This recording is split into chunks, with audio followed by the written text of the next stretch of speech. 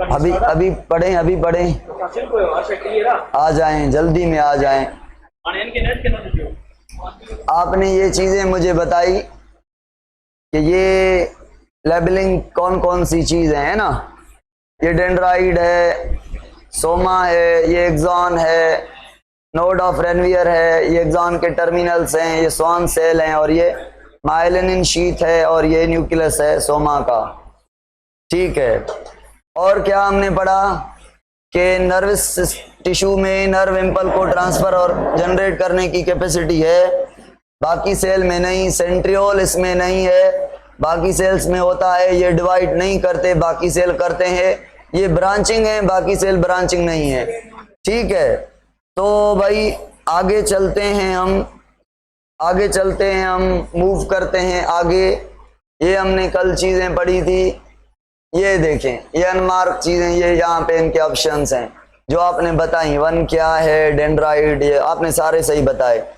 अभी ये दो न्यूरॉन पहचानने हैं भाई, फिर उसके बाद आगे चलेंगे। ये दो न्यूरॉन पहचानने हैं, आप भी पहचाने, मैं भी हेल्प करता हूं। सर ये है मसल को मैसेज देने आ रहा है। आप कहेंगे सर मोटर न्यूरॉन है बस। तो ये डेंड्राइड हैं बहुत सारे, ये सोमा है बड़ी, और ये एक्सॉन स्टार्ट हुआ लास्ट तक। अच्छा, एक्सॉन के इस पार्ट को क्या कहते हैं जो स्टार्ट में फनल टाइप होता है, इस पार्ट को कहते हैं एक्सॉन हिल लॉक। कौन से पार्ट को? जो फनल टाइप मोटा होता है। बाकी जो एक्सॉन हिल लॉक के आगे एक्सॉन की जो लेंथ होगी वो इक्वल होगी। अच्छा मुझे बताएं, एक्सॉन और डेंड्राइड में से इक्वल विड्थ किसकी है, अनइक्वल किसकी है? टेपर्ड कौन है, फिलामेंटस कौन है? टेपर्ड है डेंड्राइड, पढ़ा था हमने। हाँ, अच्छा ये मोटर न्यूरॉन हो गया। मोटर न्यूरॉन के बाद इस न्यूरॉन को देखते हैं।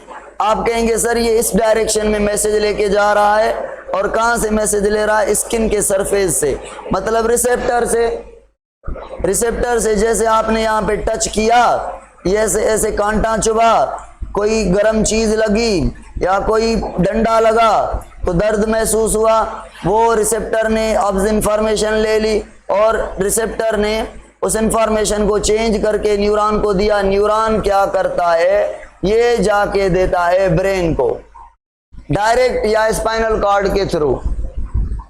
हो सकता है डायरेक्ट, अगर आंख का है तो सीधा ब्रेन को देगा, अगर पाँव का न्यूरॉन है सेंसरी तो स्पाइनल कॉर्ड को देगा, मतलब लोअर बॉडी का है तो स्पाइनल कॉर्ड को देगा।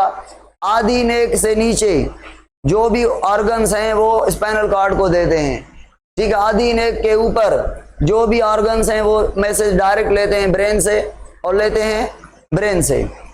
अच्छा, मतलब क्रेनियल नर्व और पेरिफेरल नर्व, क्रेनियल नर्व का मतलब क्या है और स्पाइनल नर्व का मतलब क्या है, बताएं, कमेंट में बताएं। क्रेनियल नर्व जो ब्रेन से अराइज हो, ब्रेन में जाएं, ब्रेन से आए, है ना। आईज, नाक, आंख, कान की, सर की, फेस की नर्व कौन सी होंगी, क्रेनियल या स्पाइनल? जो आंख से नर्व जाएगी उसे ऑप्टिक नर्व कहेंगे, जो नाक से जाएगी उसे ओल्फैक्टरी कहेंगे या राइनो कहेंगे।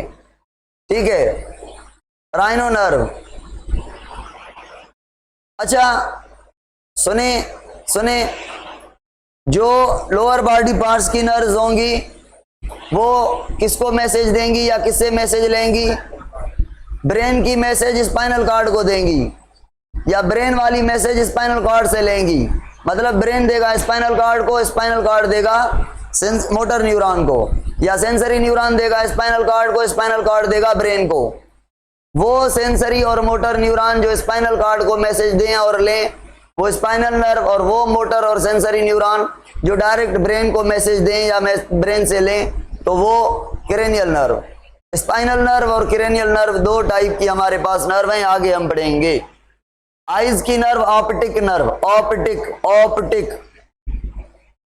अच्छा,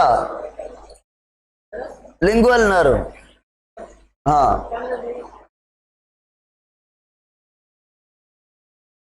आई थिंक, हाँ भाई,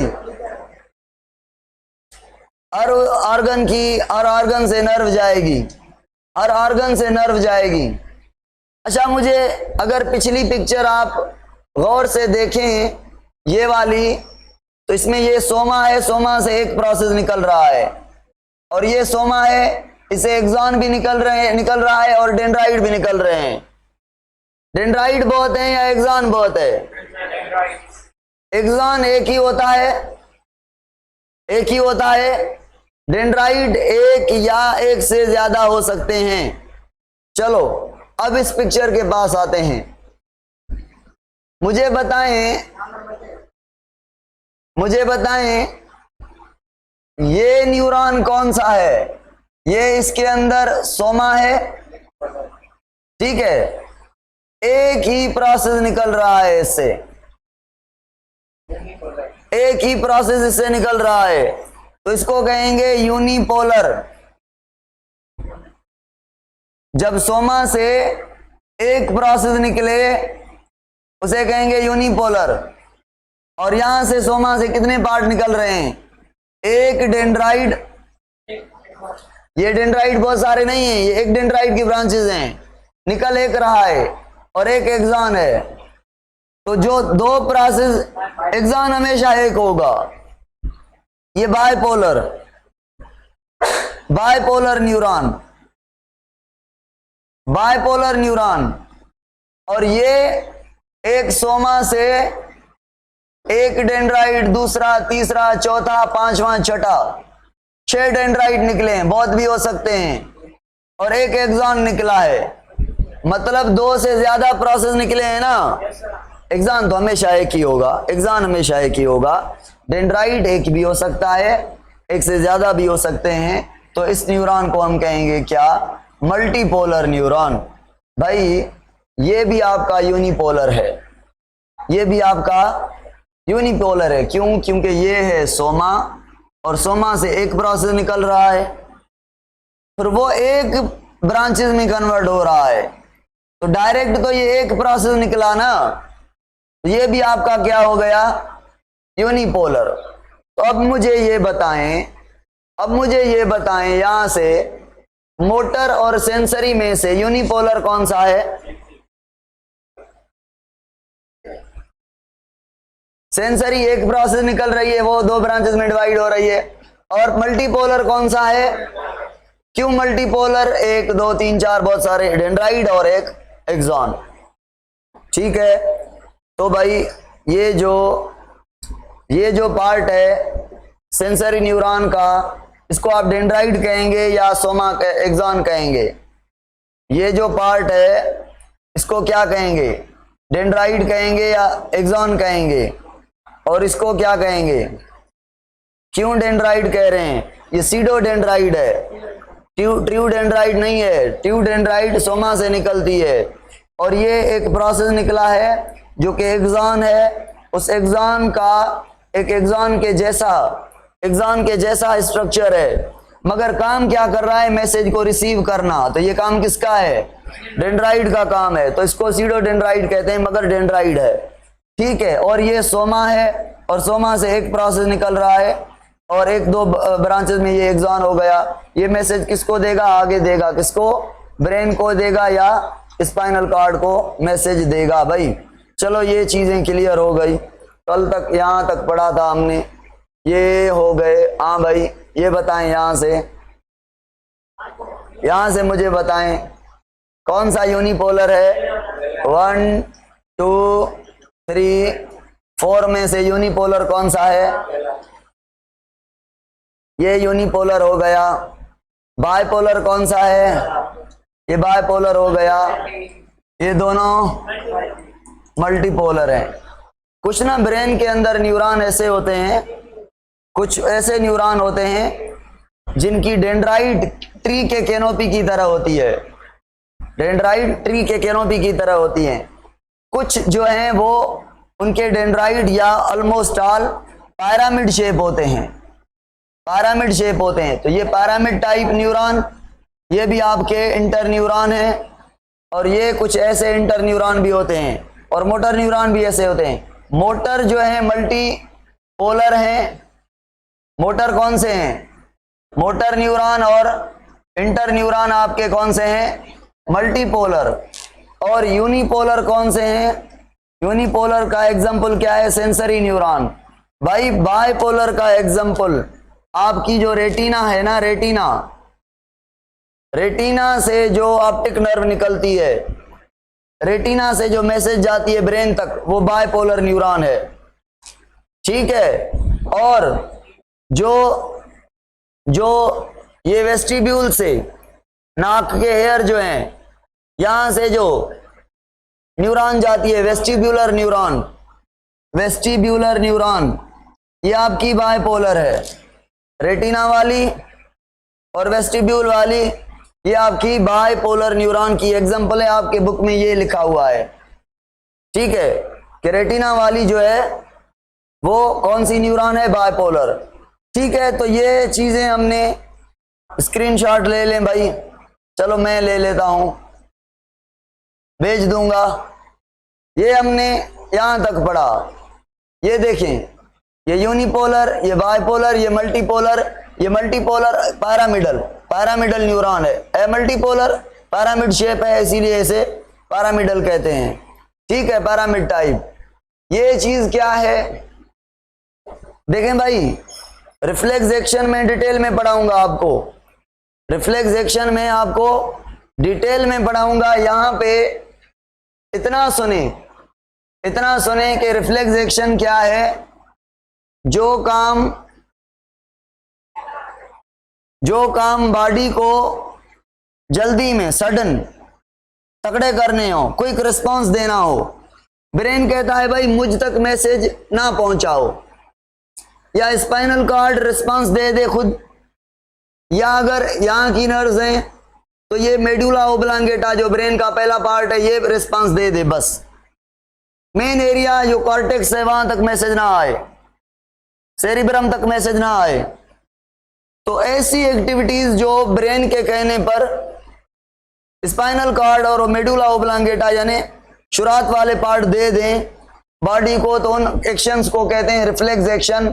और ये कौन से होते हैं रिफ्लेक्स एक्शन? इनवॉलंटरी, हाँ भाई इनवॉलंटरी, पता ही नहीं, चाय में हाथ डाल के देखें गरम गरम, खुद ब खुद हाथ ऊपर, आप ना चाहेंगे भी तो हाथ ऊपर निकल आएगा, ठीक है। और रिफ्लेक्स एक्शन क्या है? पाथवे क्या है रिफ्लेक्स एक्शन का? क्या होगा? आप किसी ऑब्जेक्ट को टच करेंगे, नोकीले को, जैसे वो चुभेगा, कौन सेंस करेगा? रिसेप्टर। तो पहला होगा रिसेप्टर, रिसेप्टर मैसेज किसको देगा? सेंसरी न्यूरॉन को। तो दूसरा कंपोनेंट क्या होगा? Sensory neuron. सेंसरी न्यूरॉन किसको देगा? स्पाइनल कॉर्ड के इंटर न्यूरॉन को। तो तीसरा हो गया inter neuron, intermediate neuron. Inter neuron सोच समझकर ब्रेन को आगे मैसेज नहीं भेजेगा, क्या कहेगा? पता है मुझे, ब्रेन ने कह दिया है, जब भी कोई कांटा चुभे, गरम चाय लग जाए, या कोई ऐसी चीज आ जाए जिसका जवाब वही हो और कोई जवाब ना हो, भाई आपको जो कोई डंडा मारे, हाँ कोई डंडा मारे, तो डंडे से बचने के लिए आप रिस्पांस तगड़ा वाला देंगे ना। आप कोई तिनोकीली चीज पड़ी हो, उस पे आपका पैर आ जाए, हाथ आ जाए, तो आपका रिस्पांस क्या होगा? एक ही, उससे दूर जाना।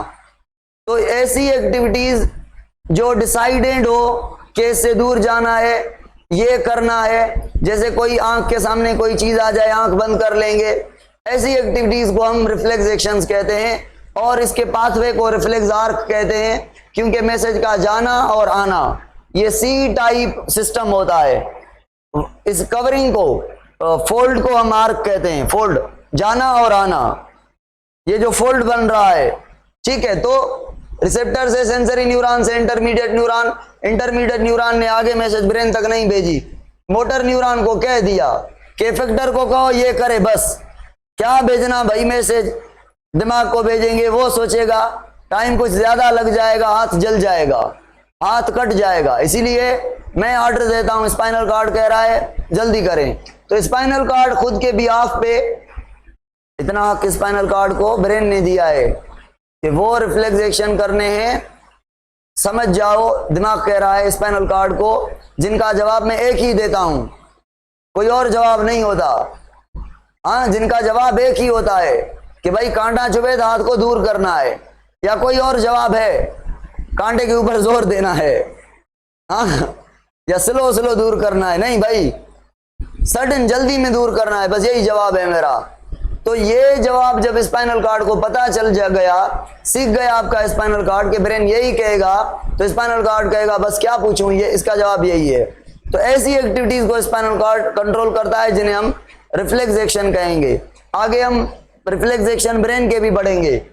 अच्छा, और मोटर न्यूरॉन आपको पता है इफेक्टर को मैसेज देगा, तो यहाँ पे फिगर है, ये नोकीली चीज लग गई है, रिसेप्टर ने सेंस किया, सेंसरी न्यूरॉन ने मैसेज भेजी, ये इंटर न्यूरॉन को मैसेज मिली, इंटर न्यूरॉन ने मोटर न्यूरॉन को दी, मोटर न्यूरॉन ने मसल को दी, इफेक्टर को दी। बताएं ये 1 क्या है? रिसेप्टर। ये 2 क्या है? Sensory neuron. और ये 3 क्या है? Inter neuron. ठीक है, ये 3 इंटर न्यूरॉन। और ये 5 क्या है? 4 क्या है? Motor neuron. और ये 5th क्या है? इफेक्टर। ये भाई आपका रिफ्लेक्स आर्क है, पाथवे है, और ऐसी एक्टिविटीज को रिफ्लेक्स एक्शन कहेंगे। इंपॉर्टेंस क्या है? वही करेगा, it helps animal self himself from the danger. ठीक है, पर्सन शार्प ऑब्जेक्ट किसी से, वही बात कह ली इसने जो मैंने की थी। ठीक है, तो चलें भाई, ये हो गया आपका रिफ्लेक्स एक्शन शॉर्टकट में। इसको डिटेल में हम ब्रेन में देखेंगे, फिर अगर कोई नीड पड़ी, कोई एग्जांपल्स, बाकी कोई ऐसी चीजें, स्पाइनल कार्ड के रिफ्लेक्स और इस स्पाइनल कार्ड के रिफ्लेक्स में क्या फर्क होगा। भाई आज का टॉपिक आ गया, आज का टॉपिक आ गया हमारे सामने। क्या है टॉपिक भाई आज का? आज का टॉपिक है नर्व इम्पल। क्या टॉपिक है? नर्व इम्पल। करें स्टार्ट नर्व इम्पल को। सुने भाई, नर्व इम्पल क्या, न्यूरॉन क्या काम करते हैं बताएं? न्यूरॉन का काम क्या है? न्यूरॉन का काम है मैसेज को ट्रांसफर करना। अच्छा, हमें टॉपिक क्या पढ़ना है आज? Nerve impulse. नर्व इम्पल आप कहेंगे सर ये एक इलेक्ट्रो केमिकल मैसेज है जो न्यूरॉन के थ्रू ट्रांसफर होगी, उस मैसेज को हम कहते हैं नर्व इम्पल। अब ये जनरेट कैसे होगी? जो न्यूरॉन जनरेट करके बैठ जाएगा तैयार होकर, उसको क्या कहेंगे? और वो मैसेज, जब मैसेज आएगी, स्टिमुलस आ जाएगी, वक्त आएगा मैसेज को ट्रांसफर करने का, तो वो मैसेज कैसे ट्रेवल करेगी? और सुने, ये मैसेज इलेक्ट्रोकेमिकल है। जितनी न्यूरॉन की लेंथ ज्यादा होगी उतनी फास्ट जाएगी। न्यूरॉन माइलिनेटेड होगा तो फास्ट होगी, नॉन माइलिनेटेड होगा तो स्लो होगी। भाई क्या माइलिन शीथ का फर्क है, क्या मसला है माइलिन शीथ का, हम देखेंगे, हम समझेंगे माइलिन शीथ को कि माइलिन शीथ का आखिर रोल है क्या, किसमें? नर्व इम्पल को ट्रांसफर करने में। ठीक है, बहुत सारे मैसेजेस आ रहे हैं, रिकॉर्डिंग मैं मजबूर होकर मुझे देखनी पड़ती है कि चल रही है या नहीं। ठीक है, तो चल रही है भाई। हाँ, तो आप कहेंगे सर ये इलेक्ट्रोकेमिकल का मतलब क्या है? मैं समझाता हूं, सुने भाई। यहां से मैसेज जो ट्रांसफर होगी, डेंड्राइट से मैसेज ट्रांसफर होगी, एक्सॉन से जो मैसेज ट्रांसफर होगी, एक्सॉन के टर्मिनल तक, यहां तक मैसेज ट्रांसफर होगी इलेक्ट्रिकल करंट के फॉर्म में। और ये दूसरा न्यूरॉन है दूसरे न्यूरॉन का डेंड्राइट है, या ये आपके इफेक्टर हैं, मसल्स हैं, या कोई ग्लैंड है। इस न्यूरॉन से दूसरे न्यूरॉन तक जाने के लिए बीच में क्या है, स्पेस है, जिसको साइनेप्स कहा था कल हमने। यहां से मैसेज को ट्रांसफर होने के लिए कौन सा फॉर्म लेना होगा, केमिकल फॉर्म। तो ये एक न्यूरॉन के चोटी से, डेंड्राइट से एक्सॉन के चोटी तक इलेक्ट्रिकल करंट के फॉर्म में मैसेज को ट्रांसफर करता है। जब एक न्यूरॉन से दूसरे न्यूरॉन को देनी होती है या मसल को देनी होती है तो करंट तो ट्रांसफर नहीं होगा, क्योंकि बीच में स्पेस है, पोटेंशियल नहीं है वो जो जनरेट करना पड़ा था इसको ट्रेवल करने के लिए मैसेज को, करंट को। तो बीच में क्या होगा, यहां से कुछ केमिकल रिलीज होंगे, जो केमिकल इस मेम्ब्रेन से, न्यूरॉन की मेम्ब्रेन से अगले न्यूरॉन की मेम्ब्रेन तक जाएंगे, और उन केमिकल को कहेंगे न्यूरोट्रांसमीटर्स, एसिटाइल कोलिन वगैरह वगैरह, गाबा, ग्लाइसिन, बहुत सारे नाम लेंगे हम, ठीक है, तो ग्लूटामाइन वगैरह। तो ये जो केमिकल्स हैं उन्हें हम, उनकी वजह से हम मैसेज को टोटली मिला के क्या कहते हैं, इलेक्ट्रोकेमिकल। भाई स्लो कौन सा होगा, केमिकल, और फास्ट कौन सा होगा। तो हमने कल पढ़ा था जितना एक्सॉन लंबा उतना ट्रेवलिंग फास्ट। भाई एक्सॉन मिलीमीटर का भी होता है, इंसान के अंदर 1 मीटर का, ऊंट के अंदर 15 फीट का एक्सॉन लंबा होता है, तकरीबन 4.5-5 मीटर हो जाएंगे। हाँ, तो ये सियाटिका आपकी जो नर्व है सेक्रल वर्टिब्री से निकल कर पांव तक जा रही है, वो सबसे बड़ी जो है बॉडी की नर्व है, उसका एक्सॉन लंबा है, बाकी सेल बॉडी और डेंड्राइट तो छोटे होंगे। अच्छा, अब करना क्या है, मैसेज को ना ट्रांसफर करना है, मैसेज को ट्रांसफर करना है। तो मैसेज को कहां से कहां तक ट्रांसफर करना है, हमने समझ लिया है कि मैसेज को सर ट्रांसफर करना है कहां से, एक न्यूरॉन से दूसरे न्यूरॉन तक। अच्छा भाई, अब मैंने क्या किया है, अब मैंने ये एक्सॉन का एक टुकड़ा लिया है और बड़ा करके बनाया है आपके सामने। अब ये न्यूरॉन कैसे मैसेज को ट्रांसफर करेगा, इसके पास कुछ नेगेटिव चार्ज के अमाइनो एसिड हैं एक्सॉन में, कुछ प्रोटीन्स हैं, नजर नहीं आएंगे, मैं छोटे लफ्जों में लिख रहा हूं, आप सब सुन लें और लिख लें, नोट कर लें।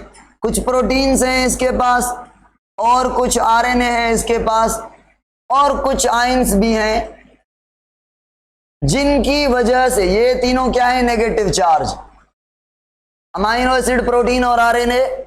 ये negative charge amino acid, negative charge protein और आरएनए पे होती नेगेटिव चार्ज है, ये एक्सॉन के अंदर होते हैं। आप कहेंगे सर एक्सॉन अपने अंदर चार्ज रखेगा कौन सी, नेगेटिव चार्ज। कहां से नेगेटिव चार्ज रखेगा एज कंपेयर टू बाहर, आउटसाइड से। तो मतलब आउटसाइड पे चार्ज कौन सी होगी, पॉजिटिव। ये जो नेगेटिव चार्ज है अंदर कहां पे है, एक्सॉन के मेम्ब्रेन के, यानी न्यूरोलेमा, एक्सोलेमा के अंदर, यानी साइटोप्लाज्म में, एक्सोप्लाज्म में, है ना। एक्सॉन के अंदर नेगेटिव चार्ज क्यों बनी है, आप कहेंगे सर इन नेगेटिव चार्ज प्रोटीन की वजह से। भाई इतना नहीं है, जो नेगेटिव चार्ज चाहिए नर्व इंपल को ट्रांसफर करने के लिए वो चाहिए -70 मिलीवोल्ट, -70 मिलीवोल्ट चाहिए। तो भाई ये तो इतनी चार्ज नहीं बना सकते। अच्छा, तो कैसे चार्ज बनेगी, और पता है ये चार्ज कभी अंदर पॉजिटिव भी हो सकती है। जब पॉजिटिव हो गई तो उसे क्या करना पड़ेगा फिर से नेगेटिव, क्योंकि मैसेज को ट्रांसफर करने के लिए कौन सी चार्ज काम किया है, नेगेटिव। तो ये पोलराइजेशन और डीपोलराइजेशन होगी, यानी चार्ज का बनना पोलराइजेशन और चार्ज का डिस्टर्ब हो जाना डीपोलराइजेशन। मैं पढ़ाऊंगा आपको कि जब न्यूरॉन से मैसेज ट्रांसफर होगी, जो चार्ज बनाई थी वो खत्म हो जाएगी। आप कहेंगे अच्छा कोई चीज अंदर आएगी, कोई आयंस पॉजिटिव चार्ज अंदर आएंगे तो अंदर पॉजिटिव बन जाएगी, अगर वो बाहर ज्यादा होंगे तो अंदर नेगेटिव रह जाएगी। हाँ भाई, तो ये जो आयंस है ना, ये कौन सी चार्ज वाले हैं? पॉजिटिव चार्ज वाले हैं। और कौन से आयंस हैं पता है? सोडियम है, पोटेशियम है। ये सोडियम और जो पोटेशियम है, ये दोनों आयन कौन सी चार्ज वाले हैं? पॉजिटिव चार्ज वाले हैं। मगर एक और बात सुनी तो मैं मगर की बात फिर करता हूं। ये सोडियम बाहर होता है अंदर से 10 टाइम ज्यादा, अंदर भी होता है मगर बाहर 10 टाइम ज्यादा। और ये पोटेशियम बाहर भी होता है और अंदर भी होता है मगर बाहर 30 टाइम ज्यादा। ठीक है, सोडियम बाहर 30 टाइम ज्यादा और जो पोटेशियम है वो 30 टाइम ज्यादा है अंदर। समझ जाएंगे, आगे आगे चलेंगे। ये तो मैं रट्टे की बात कर रहा हूं, आगे खुद निकल आएगा कॉन्सेप्ट के कौन ज्यादा बाहर कौन है और ज्यादा अंदर कौन है।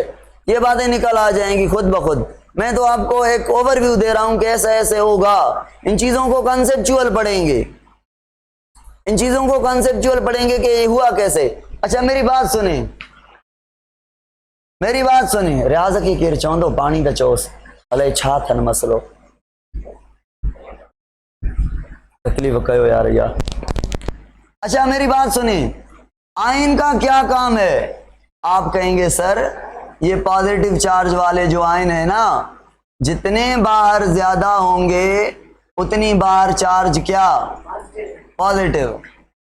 और जितने अंदर कम होंगे तो अंदर कम है बाहर ज्यादा है। चार्ज तो है इन पर पॉजिटिव, मगर बाहर जो ज्यादा बाहर हैं तो अंदर और बाहर को कंपेयर करेंगे तो टोटली कट सट कर ये जो चार्ज अंदर बन जाएगी वो नेगेटिव बन जाएगी as compare to outside, as compare to बाहर। जो अंदर चार्ज होगी वो कौन सी होगी? आयन नेगेटिव नहीं है, उनकी कंसंट्रेशन कम है। आप कहेंगे सर यूं क्यों नहीं कहते कि कंसंट्रेशन ग्रेडियंट देखते हैं, जैसे प्रोटॉन का देखा था, अंदर ज्यादा प्लस चार्ज, स्ट्रोमा में कम माइनस चार्ज। तो प्रोटॉन कहां से कहां भाग रहे थे? थैलाकॉइड स्पेस से स्ट्रोमा में तो एटीपी बन रही थी। यहां पे भी वही बात है, जो आयंस हैं वो कहां पे ज्यादा हैं? बाहर ज्यादा हैं और अंदर कम। तो आप कहेंगे अच्छा यहां पर भी मेम्ब्रेन पर पोटेंशियल होगा। कौन सा? डिफरेंस का पोटेंशियल। इस भाई डिफरेंस के पोटेंशियल को तो रेस्टिंग मेम्ब्रेन पोटेंशियल कहते हैं, या कहते हैं एक्शन पोटेंशियल, या कहते हैं नर्व का पोटेंशियल, नर्व इम्पल। इस पोटेंशियल से ट्रांसफर होगी। ये जो इलेक्ट्रिकल करंट क्रिएटेड है, इसे अगर ये यूटिलाइज नहीं हो रहा, इलेक्ट्रिकल करंट नेगेटिव चार्ज बनी हुई है, तो इसे कहेंगे रेस्टिंग मेम्ब्रेन पोटेंशियल। ठीक है, तो भाई कैसे बनेगा रेस्टिंग मेम्ब्रेन पोटेंशियल? अब थोड़ा मुझे समझाते जाएंगे आप। मैं पढ़ाऊंगा आज आपको मेम्ब्रेन नर्व इम्पल कैसे बनेगी, यानी -70 चार्ज कैसे बनेगी, और मैं पढ़ाऊंगा आपको वो -70 चार्ज बन जाएगी तो कहेंगे ये मेम्ब्रेन अब रेस्ट में है, यानी पोलराइज्ड है मगर रेस्ट में है क्योंकि मैसेज नहीं आई। जब मैसेज आएगी, मैसेज ट्रांसफर होगी तो हम कहेंगे एक्शन में है भाई। तो क्या कहेंगे? एक्शन में है, एक्शन मेम्ब्रेन पोटेंशियल है। ठीक है, और जब एक्शन पोटेंशियल हो जाएगा, जब एक्शन पोटेंशियल हो जाएगा तो फिर पॉजिटिव चार्ज बन जाएगी। पॉजिटिव चार्ज को नेगेटिव करने के लिए हम कहेंगे फिर रिपोलराइजेशन होगी। तो ये सारी चीजें हम पढ़ेंगे। ठीक है, चलो मैं इस पे नहीं समझाऊंगा आपको, ये तो बनी हुई हैं, मैं खुद आपको बना के दिखाता हूं ताकि आपको आसानी से बात समझ आए। हाँ, ये एक बात सुन लें, फिर आपको समझने में दिक्कत नहीं होगी, फिर आपको समझने में दिक्कत नहीं होगी, ये बात समझ लें। देखें भाई, ये हमारे पास सेल की मेम्ब्रेन है, एक्सॉन की मेम्ब्रेन, ये अंदर वाला हिस्सा है और ये बाहर वाला हिस्सा है। अब अंदर अमाइनो एसिड हैं, नेगेटिव चार्ज प्रोटीन्स हैं और आरएनए है, वो तो पड़े पड़े हैं। मेन मसला है आयंस की डिस्ट्रीब्यूशन का। आयन की डिस्ट्रीब्यूशन करके अंदर नेगेटिव चार्ज बनाते हैं, जिसको हम रेस्टिंग मेम्ब्रेन पोटेंशियल कहेंगे। तो अंदर की चार्ज कैसे बनेगी, उनके लिए कुछ चैनल्स हैं और पंप है। एक का नाम है सोडियम पोटेशियम पंप। इसका नाम क्या है? पंप है, तो जाहिरी बात है एटीपी खर्च होगी।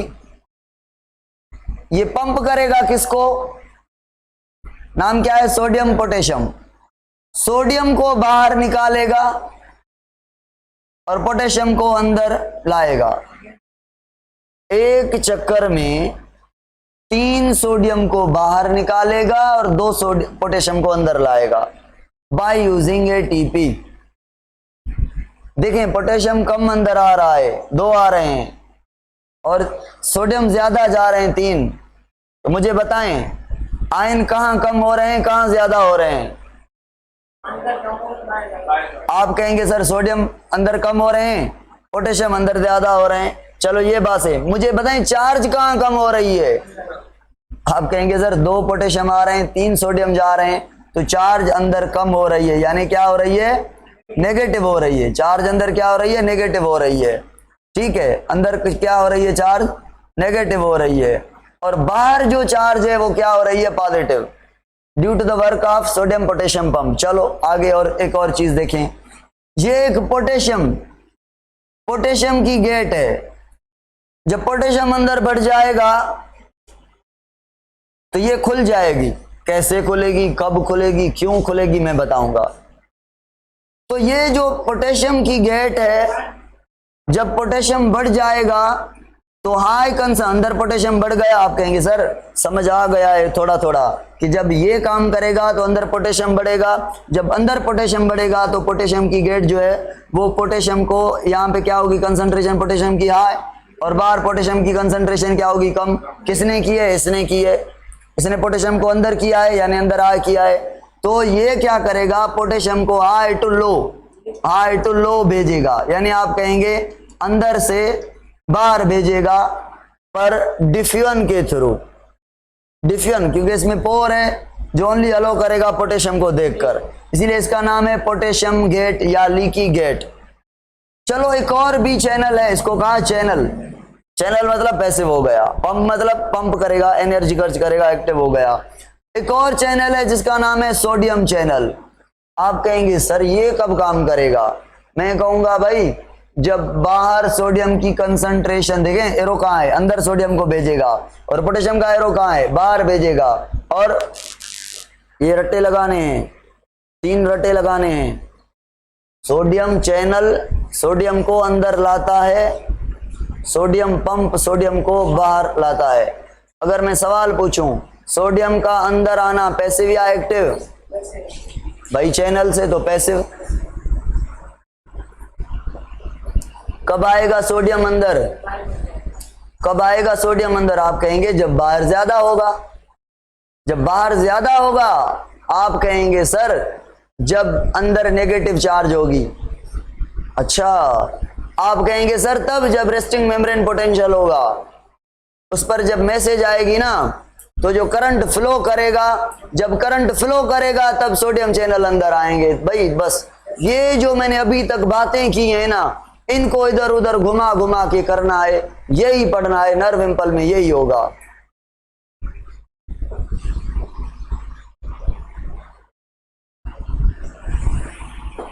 एंट्री के बच्चे हैं, अभी मैं ऐसे पढ़ा रहा हूं आपको, नहीं तो मैं पता नहीं कहां से स्टार्ट करता, कुछ बेसिक्स देता, ये करता वो करता, फिर यहां पे आता मैं। ठीक है, तो भाई ये जो सोडियम चैनल है ये कब काम करेगा हम पढ़ेंगे ठीक है, ये वोल्टेज रेगुलेटेड के गेट वही सेम है। चलो आगे चलते हैं। आइए देखें, ब्लू वाली एक्टिव यानी पंप और ये ब्लैक वाले यानी ये और ये एरो पैसिव है। ठीक है, ये मैंने ऐसे समझाने के लिए रख लिए थे आपके लिए। अब भाई ये बड़ी बड़ी बातें लिखी हुई हैं, छपी हुई हैं, इनको छोड़ दें। अब आ जाएं कहां पर, खाली बोर्ड पर आ जाएं, खाली बोर्ड पर। या मैं थोड़ा डिफिकल्ट लेवल पे आपको समझाऊं ताकि आपकी कॉन्सेप्चुअल क्लैरिटी हो जाए डायरेक्ट। सुने, मैं ड्रा करके बताऊं या फिगर पे समझाऊं, अभी बताएं कमेंट में।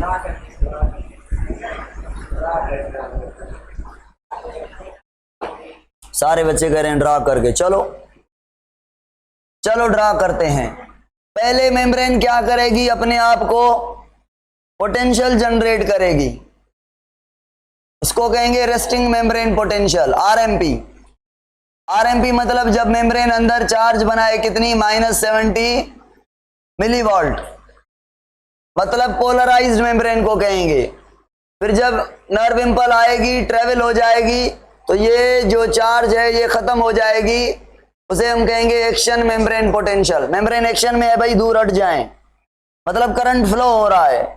मतलब यहां पे क्या होगा, यहां पे जो चार्ज है -70 से 0 से +40 से +50 तक चली जाएगी।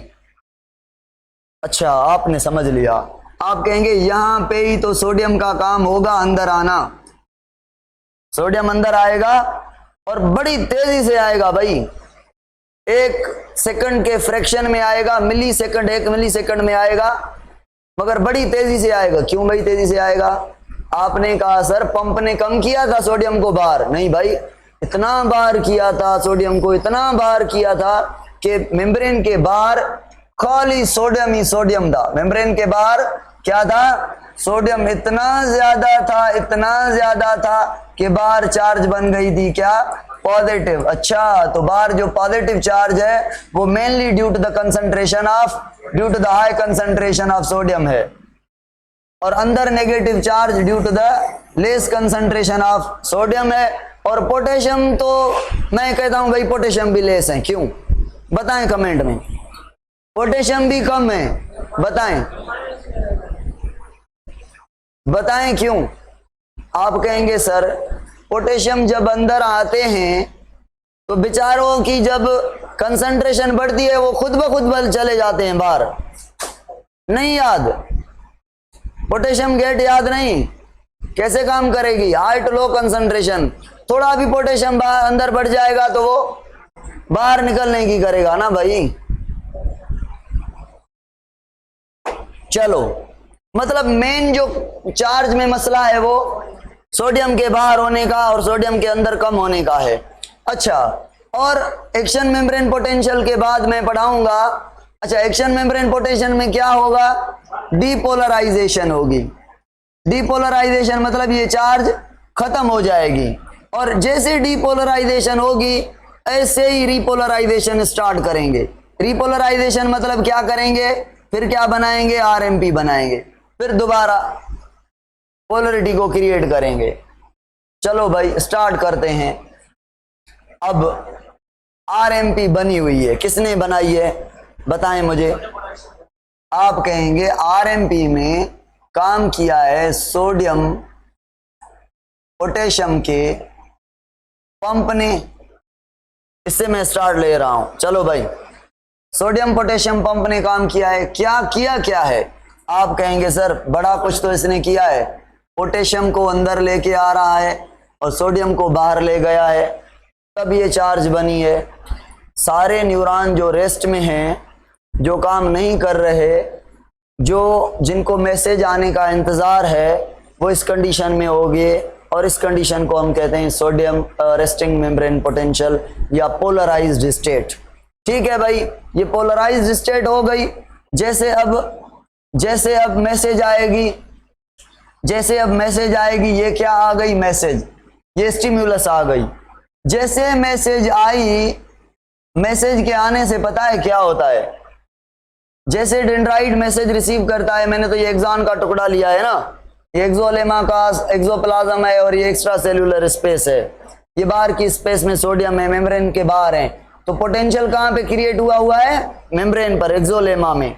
एक्सोलेमा के अंदर नेगेटिव चार्ज और बाहर पॉजिटिव अट्रैक्ट हो रहे हैं एक दूसरे के। मेम्ब्रेन पर बड़ा फोर्स है, ये कह रहे हैं हम बाहर जाएं, वो कह रहे हैं हम अंदर आए। सोडियम कह रहा है मैं अंदर आऊं, मैं अंदर आऊं, अंदर आने की कह रहा है, क्योंकि बाहर हाई कंसंट्रेशन है, अंदर उसकी लो कंसंट्रेशन है। मगर मुझे बताएं, रेस्टिंग मेम्ब्रेन पोटेंशियल में सोडियम चैनल खुला होगा?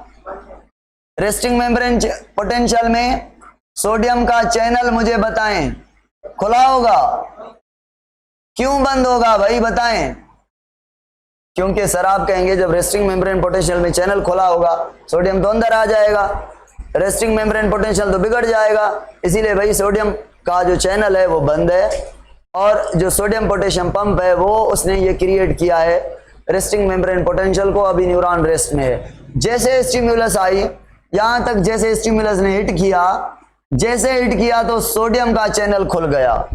यानी सोडियम चैनल कब खुलेगा? जब स्टिम्युलस आएगी, जब मैसेज आएगी तो पहला काम क्या होगा? जब स्टिम्युलस, जैसे एक्शन पोटेंशियल होगा। एक्शन पोटेंशियल किसको कहते हैं? मैसेज के आने को, डीपोलराइजेशन होने को। एक्शन पोटेंशियल ये नहीं है कि ये जो है सारा ट्रांसफर हो रहा है, इसको एक्शन पोटेंशियल कहते हैं।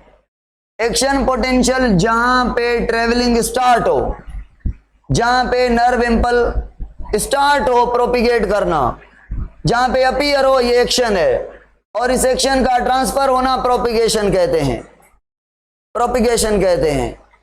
एक्शन पोटेंशियल उस एक न्यूरॉन की चोटी में जहां पर पोलराइजेशन से डीपोलराइजेशन स्टार्ट हो रही है, जहां पे स्टिम्युलस आ रही है, उस छोटे से टुकड़े को हम कहते हैं ये एक्शन पोटेंशियल में है। इस एक्शन यहां से शुरू हुआ है। तो स्टार्टिंग पॉइंट पे क्या होगा? सोडियम का पंप नहीं, चैनल खुल जाएगा। जब सोडियम का चैनल खुल जाएगा तो सोडियम कहां पे आएगा? अंदर आएगा। अंदर आएगा तो इस टुकड़े में सोडियम के चैनल क्या हो गए? चैनल एक्टिवेट हो गए। तो विदाउट एनर्जी सोडियम कहां आ गया? अंदर आ गया। भाई सोडियम जो अंदर आ गया तो अंदर कौन सी चार्ज हो गई? कौन सी अंदर चार्ज हो गई? पॉजिटिव। जैसे अंदर चार्ज पॉजिटिव होती जाएगी, ये स्टिमुलस पॉजिटिव से नेगेटिव की ओर जाती जाएगी। ये स्टिमुलस पहुंचा, देखें मेरी बात सुने, देखें जैसे जैसे स्टिमुलस पहुंचा है, सोडियम यहां से अंदर आया है, सोडियम अंदर आया तो चार्ज यहां पे कौन सी बन गई? पॉजिटिव। ये पॉजिटिव चार्ज स्टिमुलस को आगे भेजती है और नेगेटिव अट्रैक्ट करती है। तो ये स्टिमुलस जो है आगे जाएगी, आगे जाएगी तो और सोडियम चैनल को एक्टिवेट करेगी। फिर सोडियम यहां से भी अंदर है, यहां से भी अंदर, स्टिमुलस आगे, सोडियम अंदर, स्टिमुलस और आगे, सोडियम अंदर, सोडियम अंदर, स्टिमुलस आगे।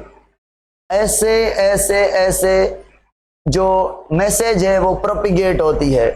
यहां से जो स्टार्टिंग हुई इसको हमने कहा एक्शन मेम्ब्रेन पोटेंशियल, और ये जब ट्रांसफर होगा इसके ट्रांसफर को हम कहेंगे प्रोपगेशन। एक्शन पोटेंशियल अब ट्रांसफर हो रहा है भाई, एक्शन पोटेंशियल हो या प्रोपिगेशन हो, यहाँ पे हो क्या रहा है? डीपोलराइजेशन हो रही है। जैसे डीपोलराइजेशन होती जा रही है रिपोलराइजेशन स्टार्ट होगी। कैसे भाई, क्यों? सुने भाई, अब क्या हुआ? सोडियम चैनल अंदर आया, सोडियम चैनल खुला, सोडियम अंदर आया। जैसे सोडियम चैनल खुला, पोटेशियम चैनल को एक्टिवेट कर दिया इसने। दूसरा इवेंट बता रहा हूं, सोडियम पोटेशियम पंप ने रेस्टिंग मेम्ब्रेन पोटेंशियल को बनाया। जैसे मैसेज आई तो सोडियम का चैनल खुल गया, सोडियम का चैनल खुल गया तो सोडियम अंदर आया। जैसे सोडियम अंदर आया, सोडियम ने अंदर आकर, इनसाइड आकर किसको एक्टिवेट किया? पोटेशियम के गेट को क्या कर दिया? यानी पोटेशियम के गेट जो है, channel is activated by incoming movement of sodium. और ये कौन सा दौर है अब बताएं? जब सोडियम अंदर आया है, ये 1 मिलीसेकंड खुला हुआ था सोडियम का चैनल, 1 मिलीसेकंड में जल्दी में भाग आया सोडियम। ये डीपोलराइजेशन की इसने, सोडियम ने डीपोलराइजेशन स्टार्ट की। एक्शन पोटेंशियल किया किसने? सोडियम ने। स्टिम्युलस और सोडियम ने, स्टिम्युलस आई, सोडियम अंदर आया। डिपोलराइजेशन की, एक्शन पोटेंशियल किया, प्रोपिगेशन की इसने। और जैसे प्रोपिगेशन हो गई, जैसे हो गई तब तक प्रोपिगेशन हो गई, ये प्रोपिगेशन हो गई, मैसेज गई। फिर इसने सोडियम जो अंदर आया उसने क्या काम किया, पोटेशियम को ओपन किया। जैसे पोटेशियम ओपन हुआ तो पोटेशियम ने क्या स्टार्ट किया, बाहर जाना। क्यों बाहर गया पोटेशियम, बताएं? अंदर ज्यादा था क्या? और अगर ज्यादा है तो क्यों है अंदर ज्यादा, बताएं कमेंट में। आप कहेंगे जब रेस्टिंग मेम्ब्रेन पोटेंशियल बनी थी ना, तब जो एक्शन सोडियम पोटेशियम पंप था उसने पोटेशियम को अंदर रखा था।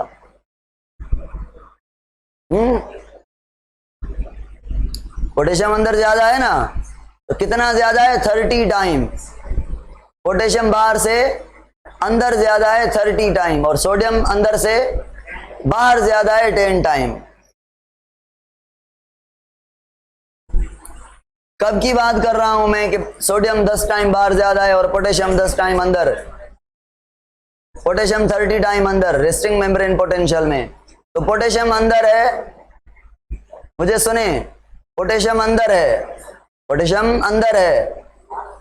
अगर अगर अगर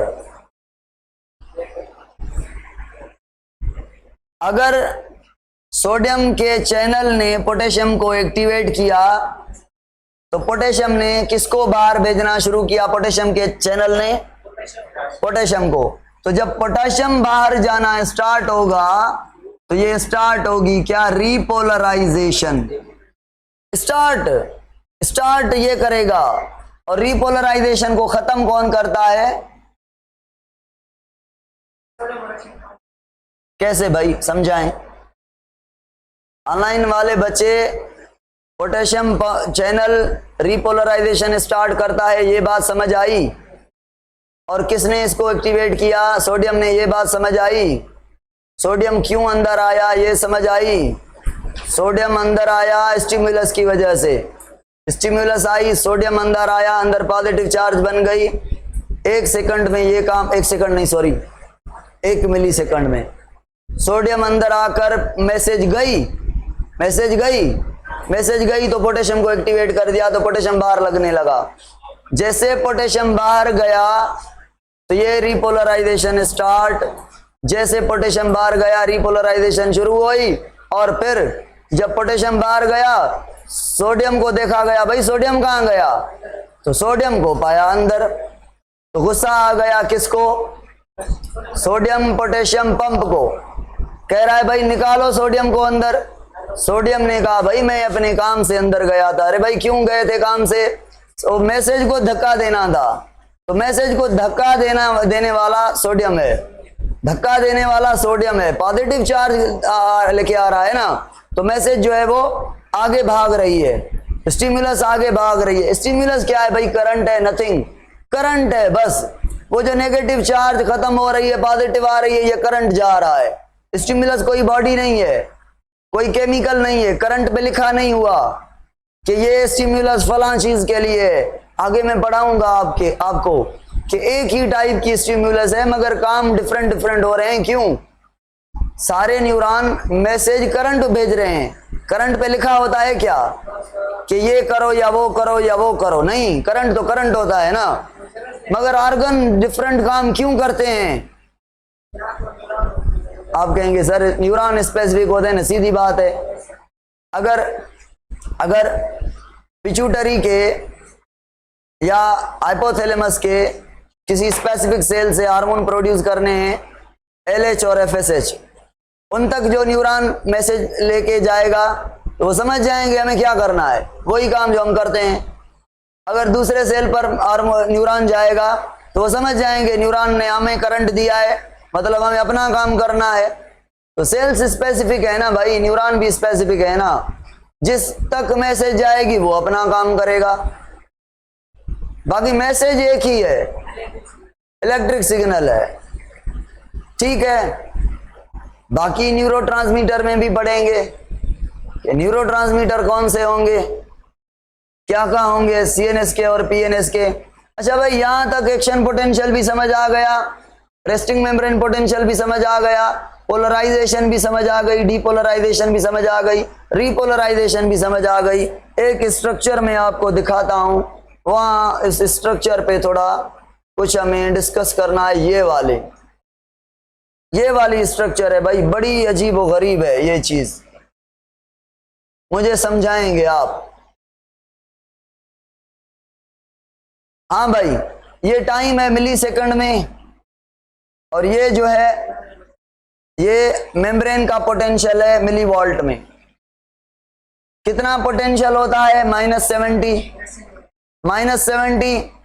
-70 से ज्यादा कम हो जाए, मतलब मोर नेगेटिव हो जाए तो हाइपर पोलराइजेशन कहेंगे, यहीं पे कहीं मेंशन होगा।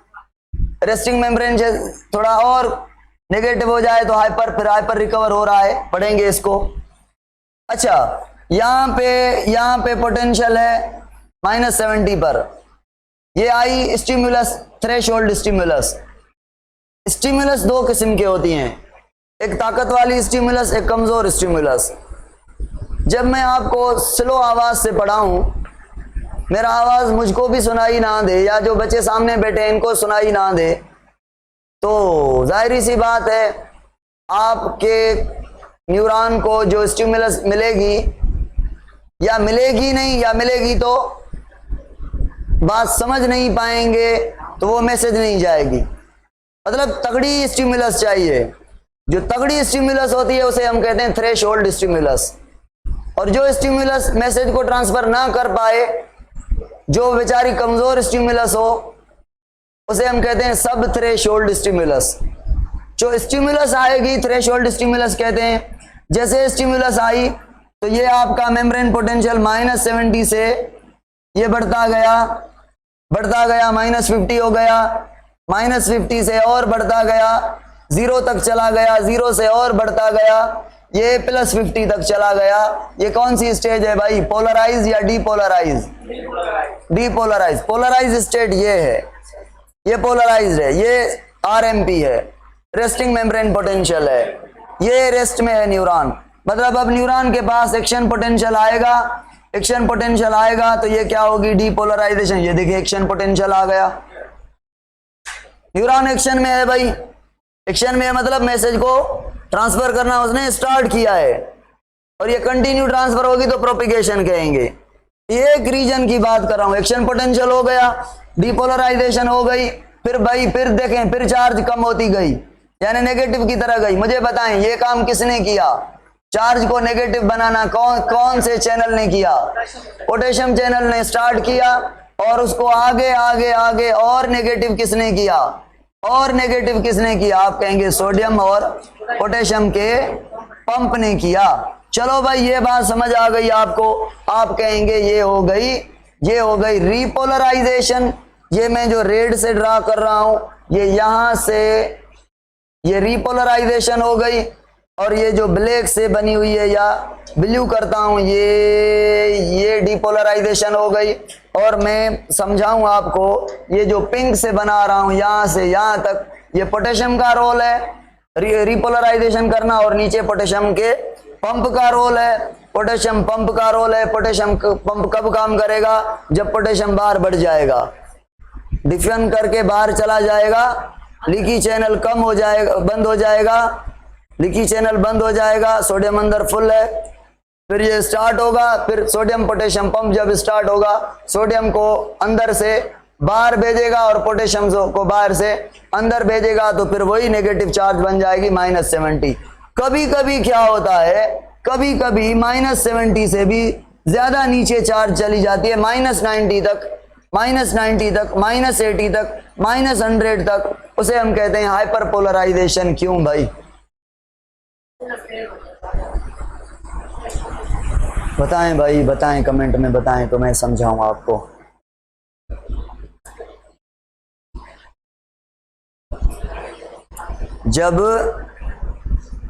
जब पोटेशियम का सुने जब पोटेशियम के चैनल को बंद करने में डिले हो जाए, पोटेशियम के चैनल को बंद करने में डिले हो जाए तो हाइपरपोलराइजेशन हो जाती है, मगर उसको रिकवर किया जाता है। क्यों? पोटेशियम चैनल डिले होगा तो क्या होगा, पोटेशियम बाहर मतलब अंदर मोर नेगेटिव, हाइपरपोलराइजेशन है ना। फिर जब पोटेशियम बाहर जाएगा, उस चैनल को बंद किया जाएगा, सोडियम पोटेशियम का पंप काम करेगा, अकेला दोनों काम करेंगे, पोटेशियम भी बाहर जाए एक्शन पर और सोडियम पोटेशियम पंप दोनों काम करेंगे, तो हाइपरपोलराइजेशन तो होगी ना।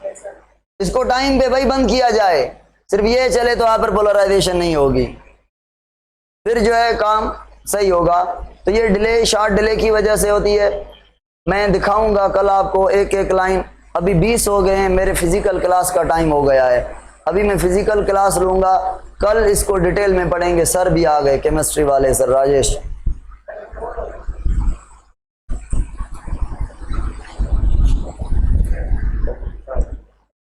सर दुआऊं ठीक ठाक। सेब कया मां, सेब भी कया पो बेक कया होंदा छावड़ दो छाजो।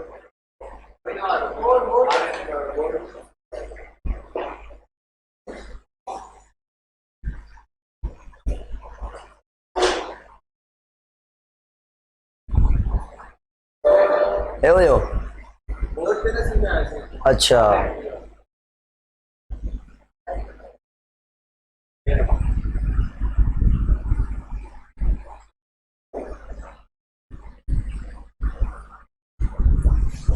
कल क्या पढ़ेंगे हम, कल पढ़ेंगे कि जो नर्व इम्पल है वो कैसे एक न्यूरॉन से दूसरे न्यूरॉन के पास जाए।